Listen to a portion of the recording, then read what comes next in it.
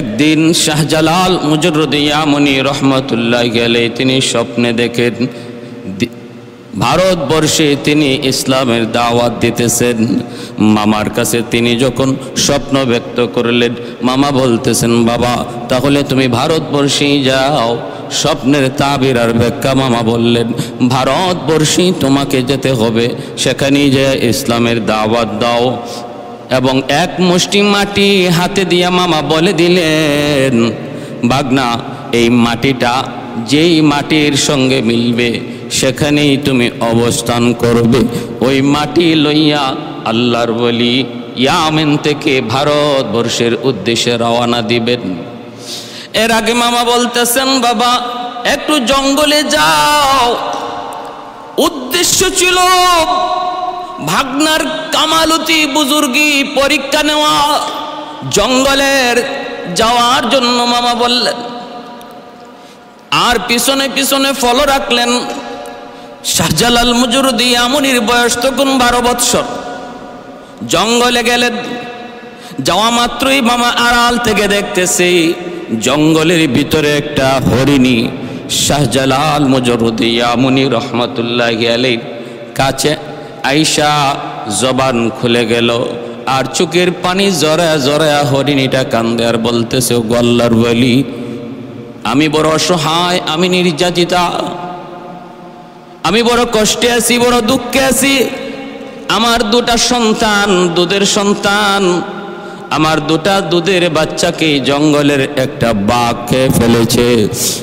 আমি মা, চোখের সামনে সন্তানকে হারানোর দৃশ্য আমি বলতে পারি না, কারণ সন্তানের প্রতি মায়ের কেমন দরদ এটা শুধু মা জানে, আর দুনিয়ার কেউ জানে না রে ভাই।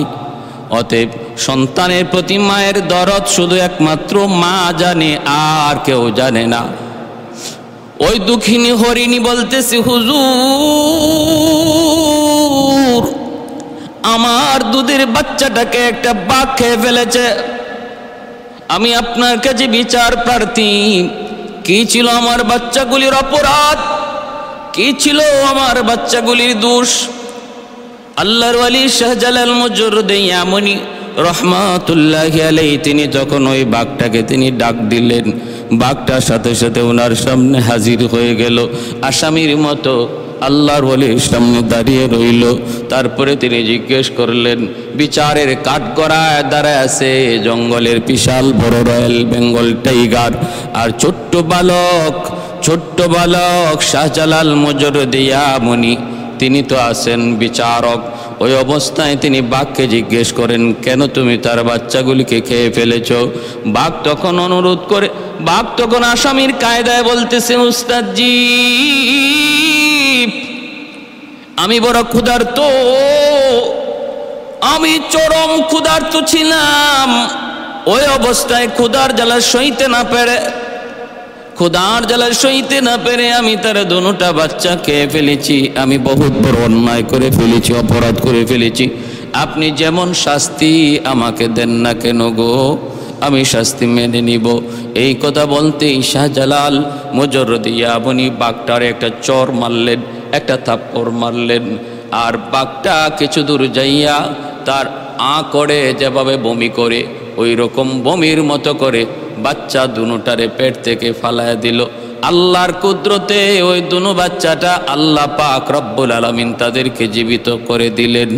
দৃশ্যটা দেখলেন দূর থেকে দাঁড়ায়া মামা আহমদ কবির রহমতুল্লাহি আলাইহি তিনি তখনই সেজদায় পড়ে আল্লাহর কাছে শুকরিয়া আদায় করেন, আর বললেন, ভাবলেন আমার ভাগনা আল্লাহ রহমতে কামালতির উচ্চ পর্যায়ে পৌঁছে গেছে। ও ভাইরা বন্ধুরা, 12 বছরের বালক শাহজালাল মুজররদ ইয়ামনি আল্লাহ পাক এত বড় কামালতি বুজুর্গি দান করলেন, জঙ্গলের হিংস্র প্রাণীরা পর্যন্ত তারে বিচারক মানে। তারপরেই মামা বলতেছেন, বাবা যাও ভারতবর্ষে যাও, এই যে মাটি দিয়ে দিলাম, এই মাটি লইয়া যাও। আল্লাহর ওলি রওনা দিয়া দিলেন ভারতবর্ষে। ভাইরা বন্ধুরা, রাস্তায় অল্প অল্প করে কিছু কিছু সাথী ওনার সঙ্গী হলো, আসলেন ভারতের দিল্লি। তখন বহুত বড় একজন বুজুর্গ বসবাস করতেন, নিজামুদ্দিন আউলিয়া।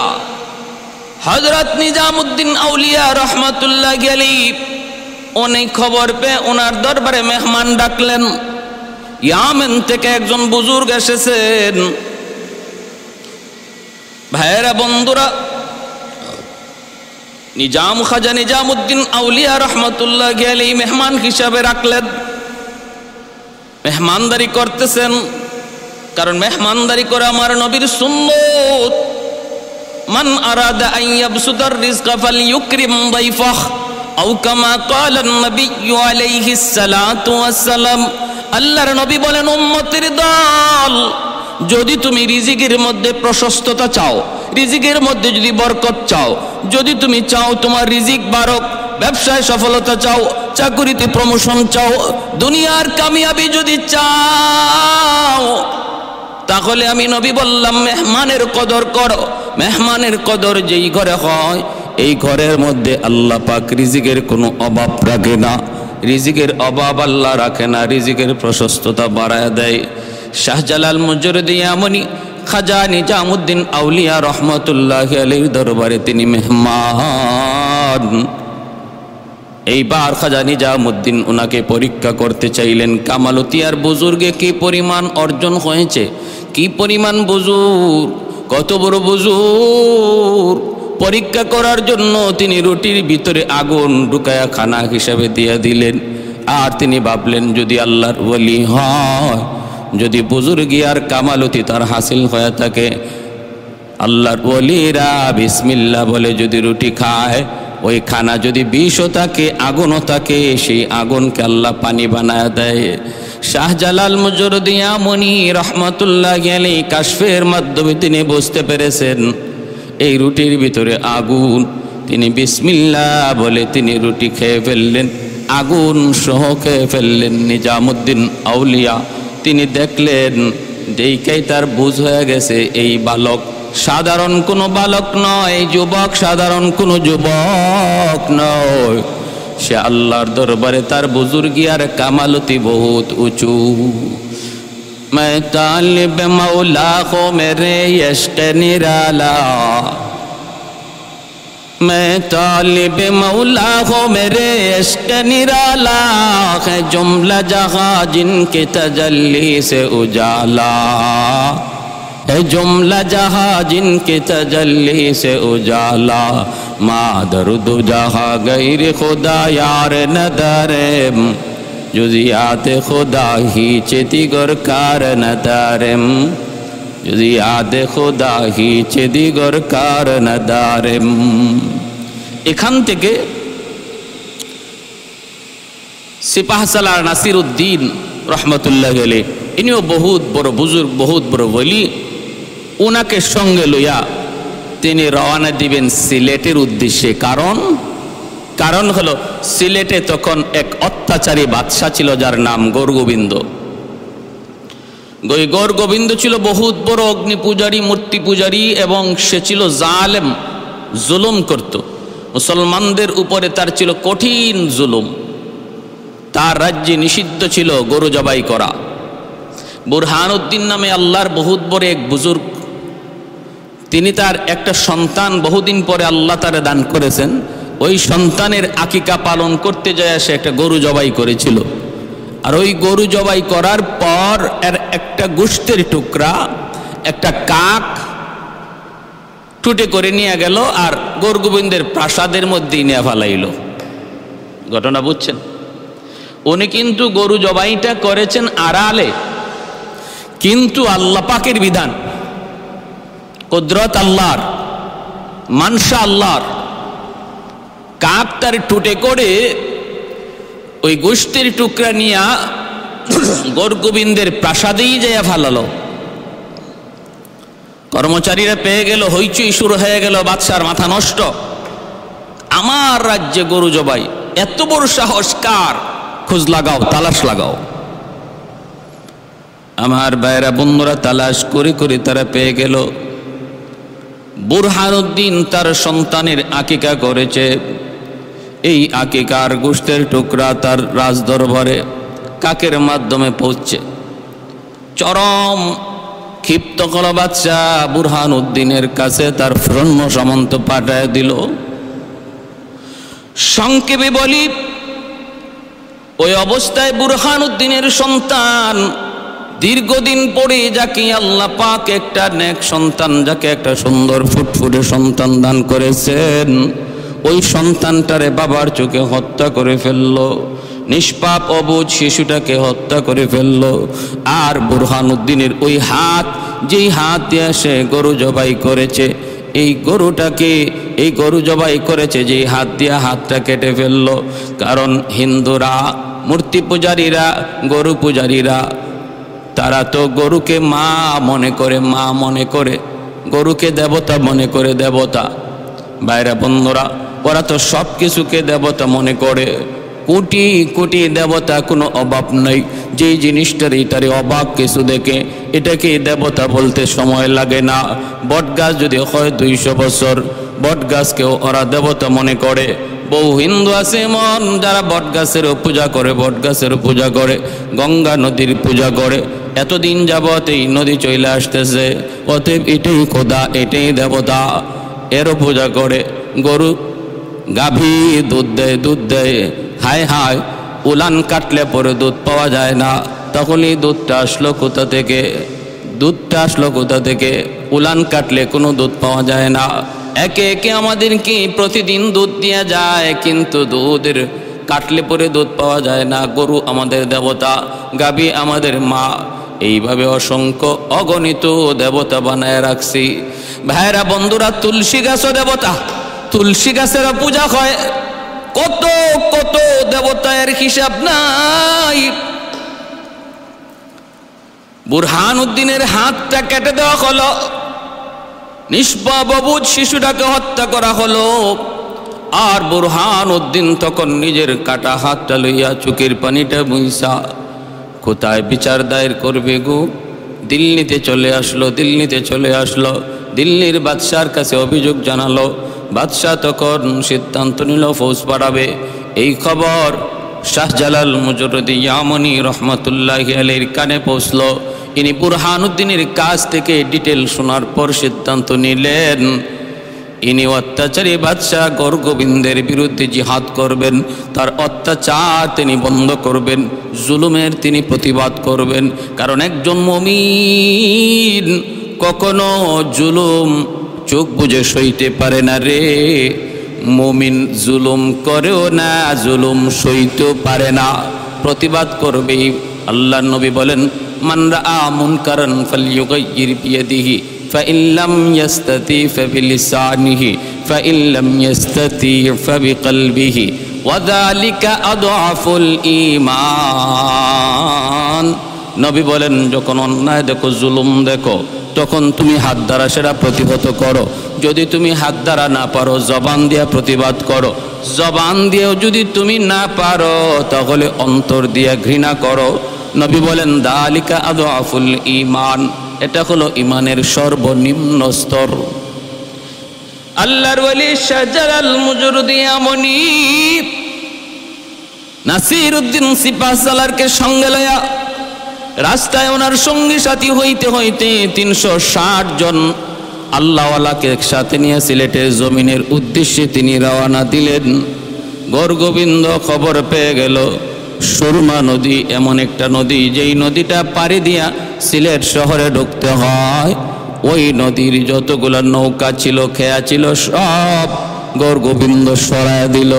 গৌরগোবিন্দ সবগুলি সরায় দিল, যেন আল্লাহর ওলি তিনি নদী পার হতে না পারেন, প্রাসাদে যেন পৌঁছতে না পারেন। বলুন তো দেখি আপনারা, যদি আল্লাহ চায় তাহলে নৌকা লাগবে নাকি? আল্লাহর কুদরত যেখানে পৌঁছে যায়, মানুষের বিবেক তখন হারিয়ে যায়, চিন্তা ফিকির ধ্যান ধারণা বাস্তবতা তখন বিদায় নেই। আল্লাহর কুদরত যখন হাজির হয়ে যায়, কাদিরে কুদরত দারি বরকামাল, কাদিরে কুদরত দারি বরকামাল, আনতা রব্বি আনতা হাসবি যুল জালাল, আনতা রব্বি আনতা হাসবি যুল জালাল। আল্লাহর ওলি সুরমা নদীর কিনারায় গেলেন, যাইয়েই তিনি আদেশ দিলেন।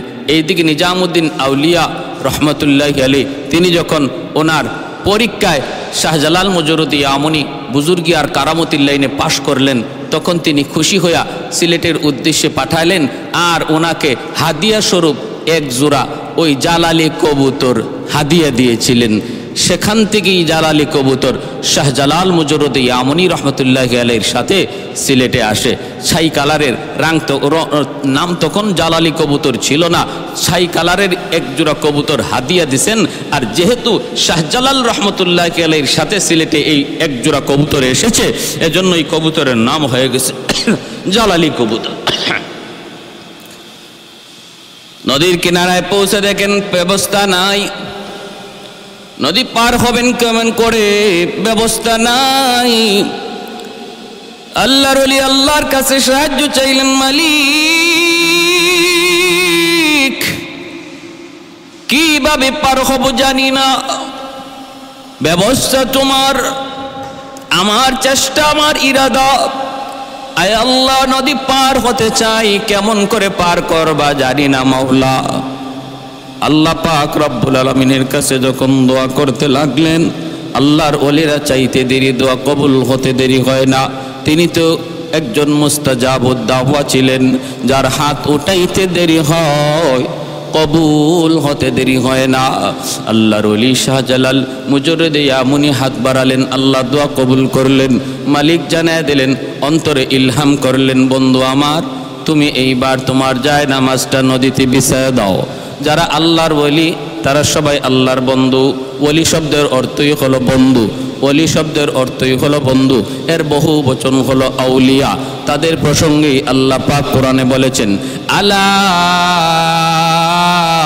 ইন্না আউলিয়া আল্লাহ লা খাউফুন আলাইহিম ওয়ালা হুম ইয়াহজানুন। আল্লাহ পাক বলেন, যারা আমি আল্লাহর ওলি তাদের কোনো ভয় নাই, কোনো চিন্তা নাই, তাদের কোনো ভয় নাই, তাদের কোনো চিন্তা নাই। তাদের জীবনের যত সমস্যা, সবগুলি সমস্যার সমাধানের জিম্মাদার আমি আল্লাহ। অতএব তাদের জীবনে কোনো সমস্যা নাই, তাদের কোনো ভয়ভীতিও নাই। যত ভয় সব কিছুর জিম্মাদারও আমি আল্লাহ। যদি তুমি ওলি হতে পারো, যদি তুমি ওলি হতে পারো, লা খাউফুন আলাইহিম ওয়ালা হুম ইয়াহজানুন। কারা আল্লাহর ওলি? পরের আয়াতে আল্লাহ বলেন, আল্লাযীনা আমানু, এক নাম্বার গুণ হলো তারা ঈমানওয়ালা, এক নাম্বার গুণ হলো তারা ঈমানওয়ালা। দুই নম্বর, ওয়া কানু ইয়াত্তাকুন, দ্বিতীয় গুণ হলো তাদের মধ্যে থাকবে আল্লাহ ভীতি, আল্লাহর ভয়, তাকওয়া। ঈমান আর তাকওয়ার মাধ্যমে আল্লাহর ওলি হওয়া যায়। আল্লাহর ওলি হওয়া যায় দুই গুণে, এক হলো ঈমান আর এক হলো তাকওয়া। ঈমান আমার আপনার প্রত্যেকের কাছে আছে রে ভাই, দৌলত ঈমান আল্লাহ পাক দয়া করে আমাদেরকে দান করে দিয়েছেন। এখন শুধু প্রয়োজন দ্বিতীয় গুণ। দ্বিতীয় গুণ হলো তাকওয়া, আল্লাহর ভয়। আল্লাহর ভয় যার অন্তরে যেই পরিমাণ থাকবে সে আল্লাহর তত বড় ওলি। যার অন্তরে আল্লাহর ভয় যেই পরিমাণ থাকবে সে আল্লাহর তত বড় ওলি। কার অন্তরে আল্লাহর ভয় কেমনে বোঝা যায়? যেই মানুষটা নিজেকে গুনাহ থেকে যত বেশি বাঁচায়, বোঝা গেল তার অন্তরে আল্লাহর ভয় তত বেশি। তাহলে কি রেজাল্ট, ফলাফল কি? তাকওয়া মানে আল্লাহর ভয়ে গুনাহ ছেড়ে দেওয়া, তাকওয়া মানে আল্লাহর ভয়ে গুনাহ ছেড়ে দেওয়া, তাকওয়া মানে 5 ওয়াক্ত নামাজ ঠিক মতো পড়া, তাকওয়া মানে রমজান মাসে রোজা রাখা, তাকওয়া মানে পর্দা করা, তাকওয়া মানে হালাল হারাম মাইনা চলা। এ ভাই, এই দুই গুণ যার মধ্যে যেই পরিমাণ, সে হলো আল্লাহর তত বড় ওলি। আমার আপনারও ওলি হওয়ার সুযোগ আছে। কিয়ামতের আগ পর্যন্ত প্রতিটা মুমিনের ওলি হওয়ার সুযোগ আছে, ওলি হওয়ার সুযোগ আছে রে ভাই। নিয়ত যদি করি এখন থেকে আমি আর কোনো গুনাহ করব না, তওবা করলাম আমি আর কোনো গুনাহ করব না, আর নামাজ তরক করব না, আর সুদ খাবো না, ঘুষ খাবো না, আর আমি বেপরদায় চলবো না। এই যদি এখন থেকে নিয়ত করি, পাক্কা নিয়ত করি, নিয়ত করা মাত্রই আল্লাহ পাক আমার নাম ওলি দপ্তরে লিখে দিবে। আল্লাহু আকবার। मैं तालिब मौला को मेरे यश्क निराला, मैं तालिब मौला को मेरे यश्क निराला, है जुमला जहाँ जिनके तजल्ली से उजाला। उल्फत में बराबर के वफाओं के जफा हो, हर चीज़ में लज्जत है या गुर दिल में मज़ा हो, हर चीज़ में लज्जत है या गुर दिल में मज़ा हो। एक चश्मे ज़दन गाफिल अज़ा शाह नबाशी, शायद के निगाहे कुनदगाह नबाशी, शायद के निगाहे कुनदगाह नबाशी। আল্লাহ বলেন বন্ধু যায় নামাজ বিছায় দাও। যে আল্লাহ কাঠ নৌকার মধ্যে বসায় নদী পার করাইতে পারে, ওই আল্লাহ যায় নামাজে বসায়ও নদী পার করাইতে পারে। আল্লাহ বলে বন্ধু যায় নামাজে বসে পড়ো। আল্লাহর ওয়ালি যায় নামাজে বসে পড়লেন। ওইদিকে গরগোবিন্দের বাহিনী নদীর পারে তীর নিয়ে দাঁড়ানো, লাইন ধরে তীর নিয়ে দাঁড়ানো। যদি নদী পার হওয়ার চেষ্টা করে ওরা তীর মারবে। দেখতেছে হায় হায় হায়, এর কেমন মানুষ যায় নামাজে বসে নদী পার হইতেছে, অথচ পানিতে ডুবে না, অথচ পানিতে ভিজে না। ভাইরা বন্ধুরা, পানি কার কথায় চলে? আল্লাহর। বাতাস কার কথায় চলে? আল্লাহর। সূর্য কার কথায় উঠে? আল্লাহর। সূর্য কার কথায় ডুবে? আল্লাহর। কুল কায়নাত যার ইশারায় চলে, তিনি আর কেউ নন, তিনি আমার আপনার মালিক, তিনি আমার আপনার মালিক। যার নাম, যার উপাধি রব্বুল আলামিন। আল্লাহ পাকের নির্দেশ, এরে সুরমা নদীর পানি সাবধান, আমার বলিকে তুই ডুবাবি না, সামান্যতম বেয়াদবি করবি না। আমি আল্লাহর হুকুমে যদি তুমি চলো, তাহলে আমার বন্ধুকে সসম্মানে নদী পার করায় দাও। ভাইরা, আল্লাহর হুকুমে পানি শক্ত হয়ে গেল। যেমনভাবে মূসা কালিমুল্লাহ নীল দরিয়া যখন পার হন, আল্লাহ বলে রে নীল দরিয়ার পানি বল কার হুকুমে চলো? কই আল্লাহ তোমার হুকুমে। তাহলে আমার বন্ধু মূসা, এখন তোমার বুকের উপর দিয়া পার হয়ে যাবে। যেইভাবে আসো আলোক হয়ে রাস্তা করে দাও, রাস্তা। দরিয়ার পানিগুলা ভিন্ন হয়ে রাস্তা করে দেয়। পানি জমাট বেঁধে গেল, মাঝখান দিয়া একটা দুইটা নয় 12টা রাস্তা হয়ে গেল। কারণ বনি ইসরাইলের মধ্যে ছিল 12টা গোত্র, প্রতিটা গোত্রের জন্য একটা করে ভিন্ন ভিন্ন রাস্তা তৈরি হয়ে গেল। ফেরাউন যখন মাঝখানে গেল, রেডিমেড রাস্তা দেখে যখন ফেরাউন নিজেও পার হতে যায়, মাঝামাঝি যাওয়া মাত্র আল্লাহ কয় পানি রে তুই আগের মতো হয়ে যা।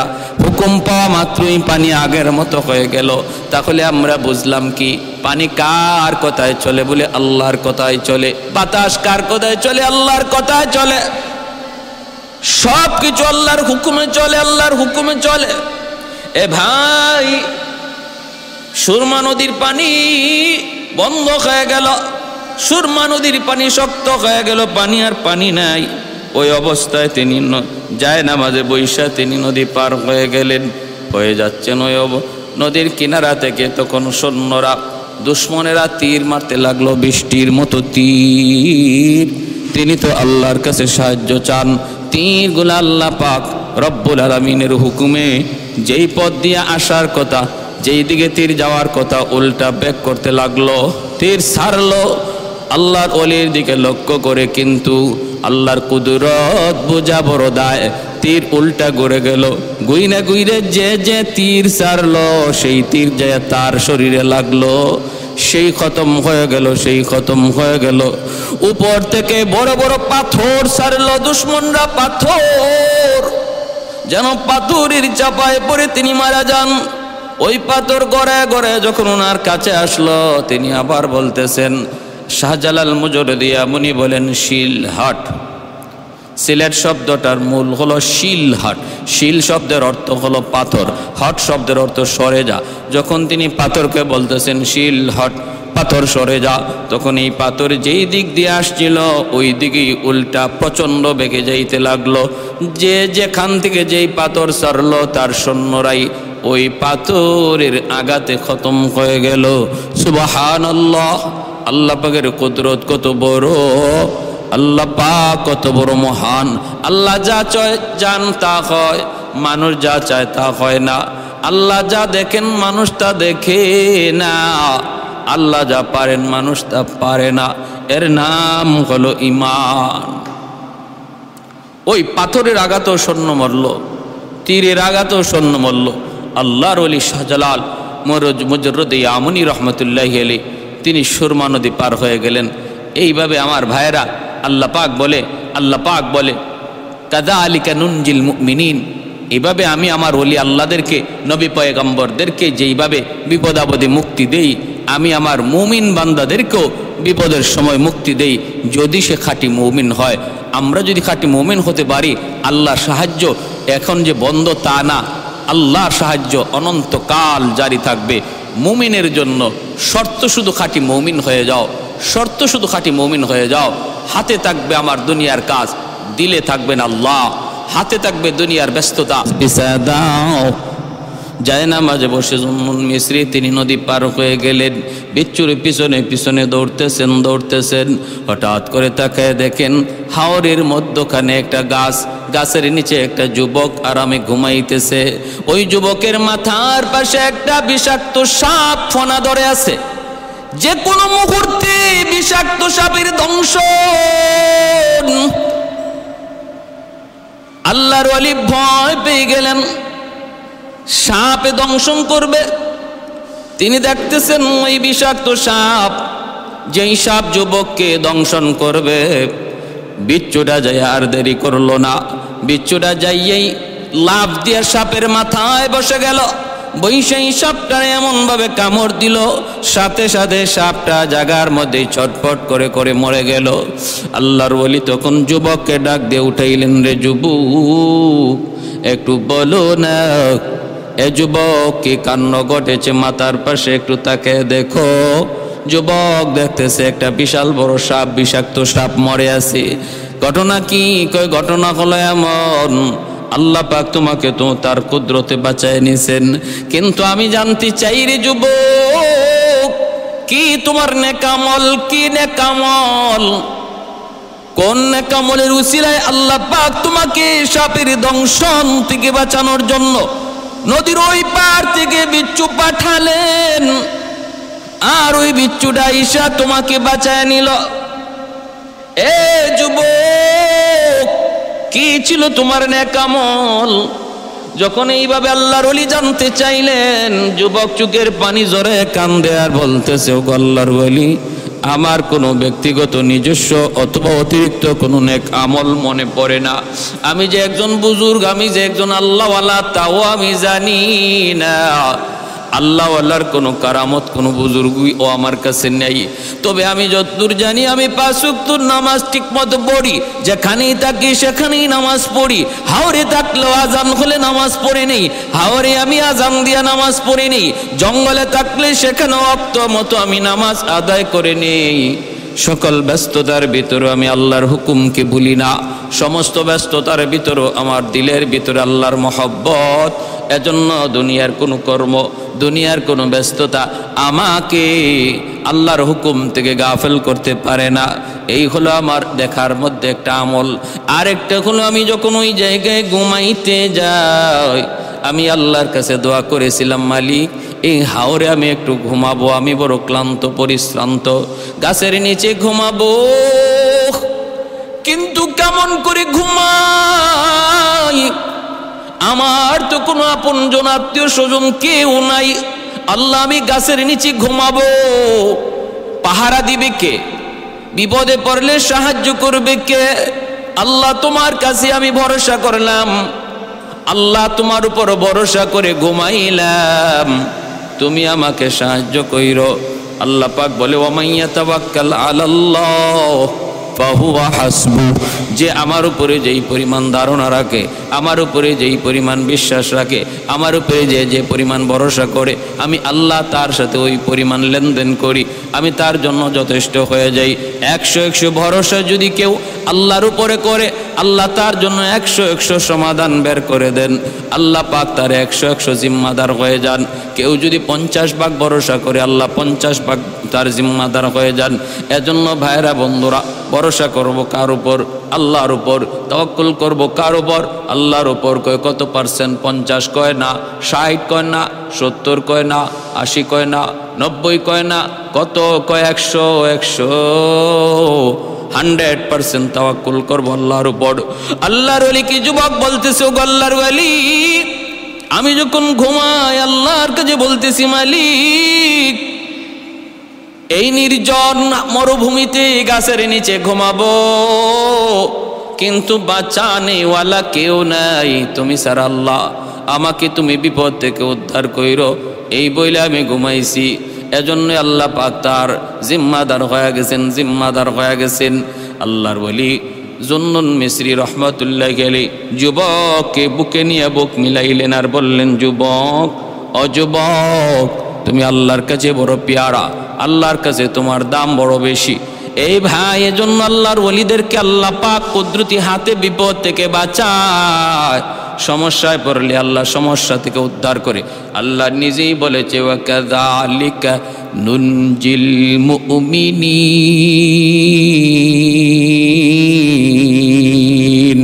মুমিনদেরকে আমি আল্লাহ এইভাবে উদ্ধার করি। শাহজালাল মুজরদি আমনিকে আল্লাহ পাক সুরমা নদী পার করায় দিলেন, যায় নামাজে বসা। এইবার গৌর গোবিন্দের প্রাসাদ, গৌর গোবিন্দ আত্মগোপন করলো, বাঁচার জন্য আত্মগোপন করলো। ভাইরা বন্ধুরা, নাসিরউদ্দিন সিপাহসালাহ রহমতুল্লাহ আলাইহি তিনি আজান দিলেন। আজান দেওয়া মাত্রই দেখা যায় গৌর গোবিন্দের প্রাসাদগুলি আজানের আওয়াজে একে একে ধসে পড়লো। গৌর গোবিন্দ পলায়ন করলো, সৈন্য সামন্ত খতম হয়ে গেল। ভাইরা বন্ধুরা, জুলুমের অবসান হলো, জুলুমের অবসান হলো, জুলুমের অবসান হলো। আল্লাহর ওলি শাহজালাল মুজরদি আমনি রহমতুল্লাহ আলাইহি 360 জন আউলিয়া লইয়া সিলেটের পবিত্র জমিনে যায় ঢুকলেন। আর ওই জায়গায় যায় তিনি তার মামার দেওয়া সেই মাটি মিলায়া দেখেন। মামা যেই মাটি দিয়া বলছিলেন, এই মাটি যেই মাটির সাথে মিলবে সেখানেই তুমি অবস্থান করবে, তিনি তাকে দেখেন সিলেটের মাটির সাথে ইয়ামেনের ওই মাটির মিল। ভাইরা, শুধু ইয়ামেনের মাটির মিল নয়, সিলেটের মাটির ব্যাপারে আরো সুসংবাদ দিয়েছেন শাইখুল ইসলাম কুতবুল আলম সৈয়দ হুসাইন আহমদ মাদানী রহমতুল্লাহ আলাইহি। তিনি সিলেটের জমিনকে বড় ভালোবাসতেন। জীবন ভোর আল্লাহর ওলি ইতিকাফ করেছেন সিলেটের জমিনে, রমজান কাটাইছেন সিলেটের জমিনে। তিনি সিলেটে প্রথম আইসেই বললেন, আমি সিলেটের মাটির সাথে মদিনার মাটির বড় মিল পাই, আমি সিলেটের মানুষের সাথে মদিনার মানুষের বড় মিল পাই। সুবহানাল্লাহ। সিলেটের মাটির সাথে, সিলেটের মানুষের সাথে মদিনার মাটির, মদিনার মানুষের মিল পাই। উক্তিকার কুতবুল আলম সৈয়দ হুসাইন আহমদ মাদানী রহমতুল্লাহ আলাইহি। আমার ভাইরা, গৌর গোবিন্দের জুলুমের অবসান হলো। শাহজালাল মুজরদি আমনি মসজিদ বানাইলেন ইবাদতের জন্য। এইবার পানি লিয়া লাগছে বড় সমস্যা। সিলেটের তখন মানুষের পানির নেওয়ার উৎস একমাত্র ছিল সুরমা নদী। এই সুরমা নদী থেকেই পানি নেওয়া হতো, পানির ব্যবস্থা ছিল, কিন্তু নদীর পানিটা ছিল ঘোলা এবং স্রোত, এজন্য এই পানি খাওয়ার উপযুক্ত ছিল না, পানি খাওয়া উপযুক্ততা ছিল না। সবাই এই আল্লাহর ওলির কাছে আবদার জানাইলো যে একটু পানির ব্যবস্থা করেন, আমাদের জন্য একটু পানির ব্যবস্থা করেন। যখন ওনার কাছে পানির আবদার জানায়, তিনি তখন একটা কুয়া খনন করতে বললেন। ঠিক আছে, সবাই মিলে একটা কুয়া খনন করো। আমার ভাইরা একটা কুয়া খনন করতে বললেন। এই কুয়ার মধ্যে তিনি কুয়া খনন করার পর আল্লাহর কাছে দোয়া করলেন, আল্লাহ, ও মালিক, আমার যদ্দূর সাধ্য ছিল আমি কুয়া খনন করলাম, কিন্তু এই কুয়ার মধ্যে পানি আসবে কোথা থেকে সেটা আমি জানি না, তুমি জানো। আল্লাহ, তোমার কাছে আবদার, এই কুয়ার সাথে তুমি মক্কার জমজম কুয়ার সম্পর্ক তৈরি করে দাও। আল্লাহর ওলিদের দোয়া বৃথা যায় না। দোয়া করলেন, আল্লাহ, এই কুয়ার সাথে মক্কার জমজম কুয়ার সম্পর্ক তৈরি করে দাও।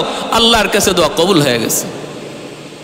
ভাইরা আমার, এর যুবক খেয়াল করে শোনো, ওই লাঠি দ্বারা তিনি মাটিতে আঘাত করলেন।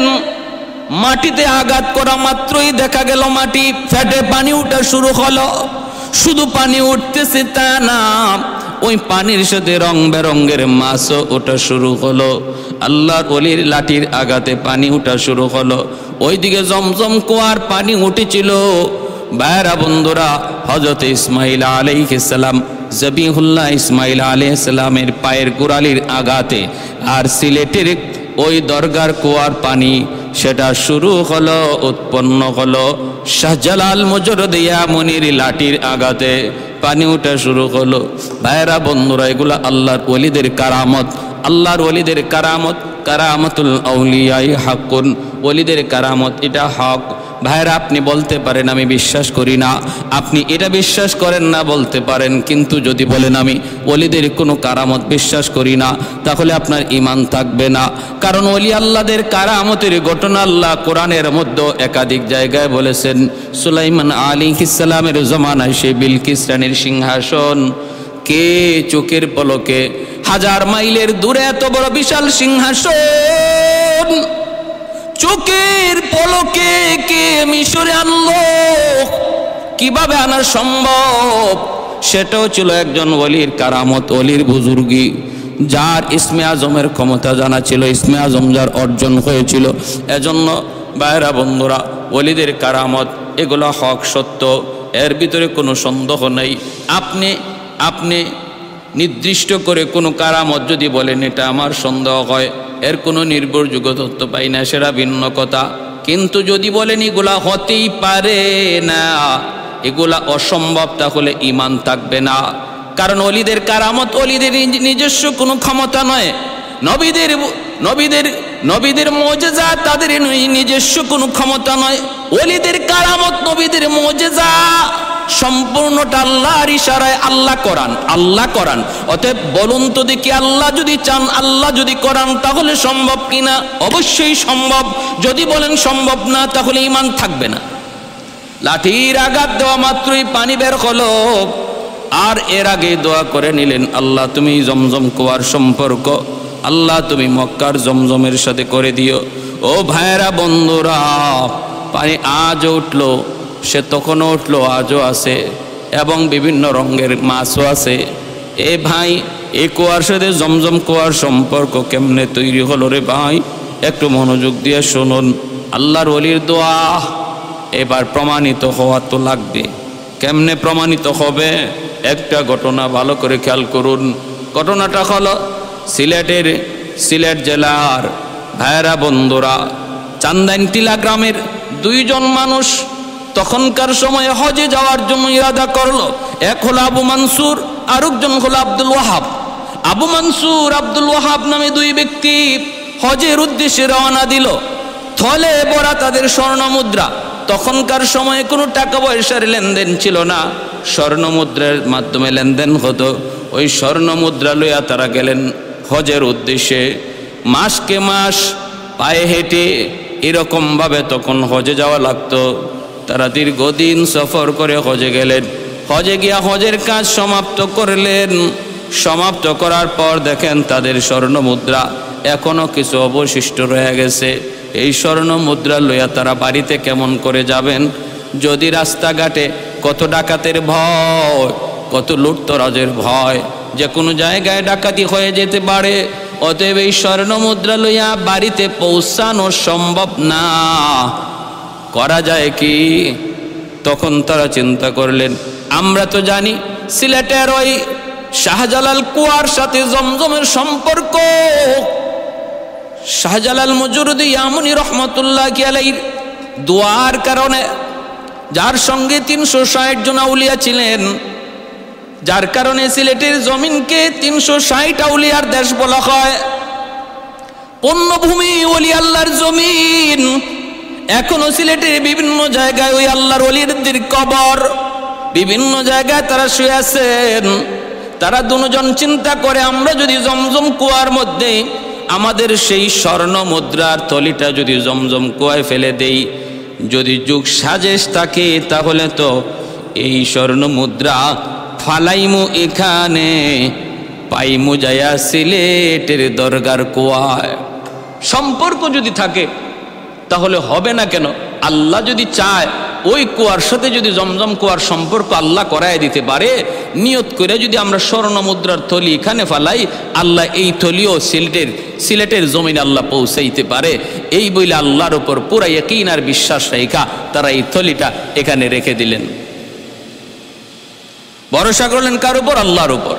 হজের কাজ শেষ, বাড়িতে এসে পৌঁছলেন।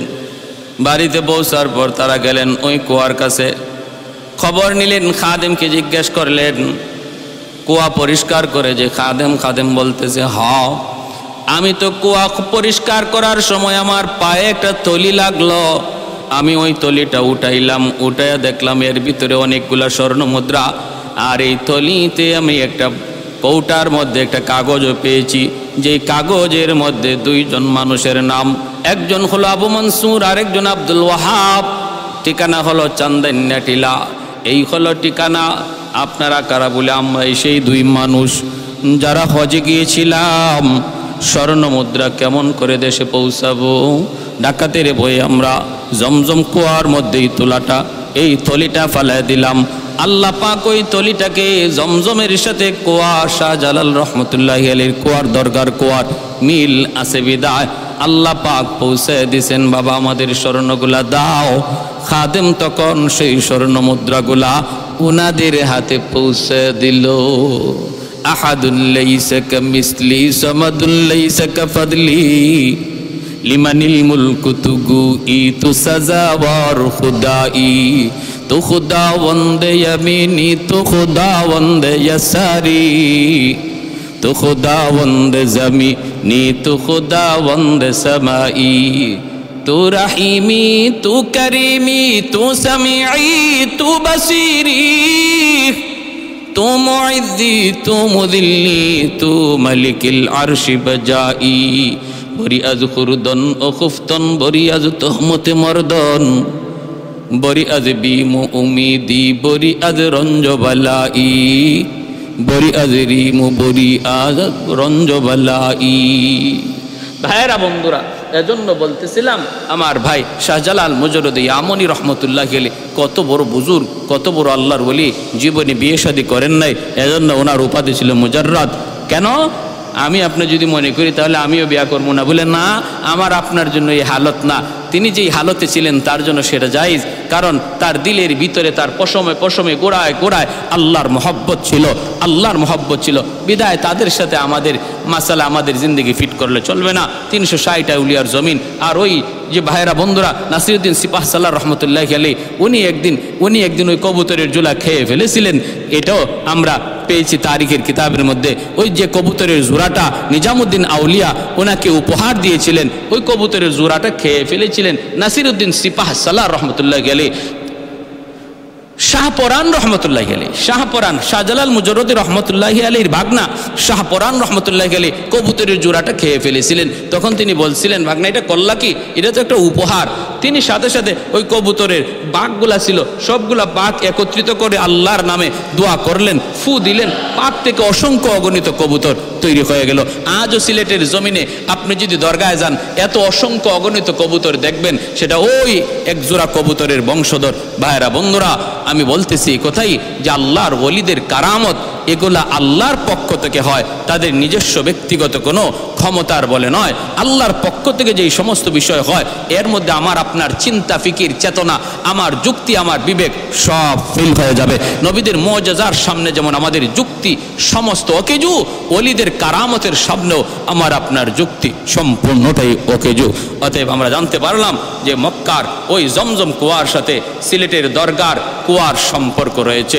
আল্লাহ আমাদের সবাইকে বুঝার এবং ওলি আল্লাহদের মতো জীবন গড়ার, তাদের মতো হওয়ার, আল্লাহর ভয় অন্তরে নিয়ে চলার তৌফিক আল্লাহ আমাদের সবাইকে দান করুন। ওয়া আখির দাওয়া।